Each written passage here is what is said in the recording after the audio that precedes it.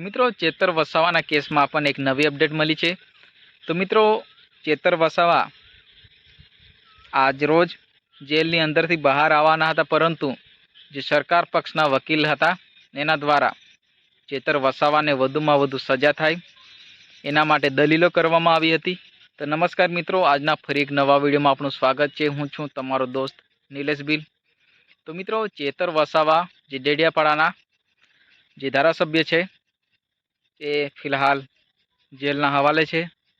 તો મિત્રો ચેતર વસાવાને જામીન આજરોજ મળવાના હતા, પરંતુ અગાઉના ટોટલ 19 કેસમાં ચેતર વસાવા સંડોવાયેલ હતા।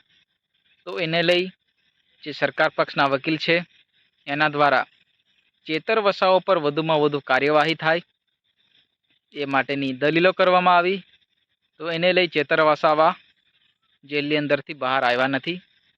હજુ ચેતર વસાવા લાંબા સમય સુધી જેલમાં રહે એવી શક્યતાઓ છે, કારણ કે ચેતર વસાવા અગાઉ પણ ગઈ સાલ 2024ની અંદર ચેતર વસાવા જે વનકર્મી ઉપર જે લાફા માર્યા અને હવામાં ફાયરિંગ કરી એવો કેસ એના ઉપર અગાઉ બની ચૂક્યો। એમાં જ્યારે એને શરતી મંજૂર જામીન મંજૂર થયા હતા તે વખતે, પરંતુ ચેતર વસાવા 1 વર્ષની અંદર જ ફરી જેલની અંદર ગયા છે।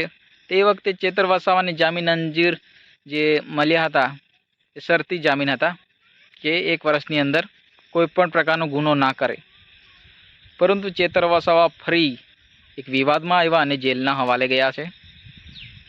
તો ચેતર વસાવાને લાંબા સમય સુધી જેલમાં રહે એ પ્રકારની જે વકીલો છે એના વિરુદ્ધ દાવા કરી રહ્યા છે કે ચેતર વસાવાને આજીવન કેદની સજા મળે એવી પણ જે દલીલો એના વિરુદ્ધ વકીલો દ્વારા કરવામાં આવી છે।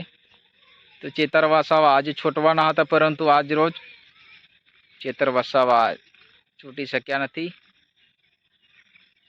તો મિત્રો તમને નવી અપડેટ મળતી રહેશે ચેતર વસાવાને લઈ। તો આજના વિડીયોમાં બસ આટલું જ। ફરી મળીશું એક નવા વિડીયો સાથે। ત્યાં સુધી જય હિન્દ, જય ભારત, જય જોહાર, જય આદિવાસી।